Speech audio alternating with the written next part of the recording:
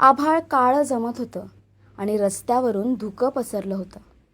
समोरचं काही दिसेना म्हणून समीरने गाडी एका शांत झाडांनी वेढलेल्या वळणावर लावली. गाडीच्या छतावर पावसाचे थेंब जोरात वाजू लागले. आतला गारवा आणि बाहेरची रिमझिम दोन्ही वातावरण जणू प्रणयाला आमंत्रण देत होते. स्वरा शेजारी बसलेली होती. केस थोडेसे ओले झालेले आणि तिच्या साडीचा पल्ला छातीवरून घसरत होता. समीरच्या नजरा तिच्या उघड्या गळ्यावर स्थिरावल्या. थंडी वाजतेय का? त्याने विचारलं.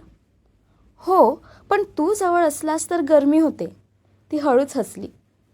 तेवढ्यात समीरने तिचा हात पकडला घट्ट आणि हळूच तिच्याकडे वळून तिच्या ओठांवर चुंबन घेतलं.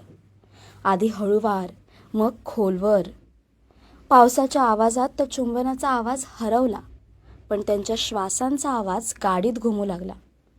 समीरने तिच्या ओल्या मानेला अलगद चाटलं आणि तिच्या पाठीमागून साडी सरकवत तो मोकळा गारवा तिच्या अंगावर उतरवू लागला. स्वराच्या ओठांतून थोडा कंपित निश्वास निघाला. इथे गाडीत? पाऊस आपल्यासाठी पडतोय आणि गाडी आपलीच आहे, तो कुजबुजला.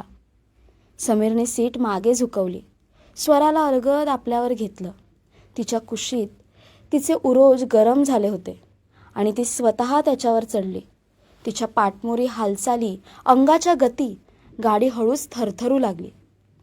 पावसाचे थेंब आता काचेवरून निथळू लागले आणि स्वराच्या अंगावरूनही घामाचे थेंब खाली सरकत होते.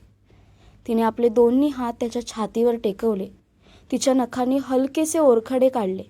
त्या वेदनेतही गोडी होती. समीरने तिच्या कमरेवर घट्ट पकड घेतली आणि पुन्हा खोलवर शिरला. दोघं आता एकमेकांशी इतके एकरूप झाले होते की वेळ, ठिकाण, जग सगळं मागे पडलं. मला थांबायचं नाही, आज माझं पूर्ण तुझ्यावरच आहे, स्वराने कुजबुजून सांगितलं. त्या गाडीच्या आत वासना पेटली होती, पण त्यातलं सौंदर्य अधिक होतं, कारण ती वासना प्रेमातून आली होती, विश्वासातून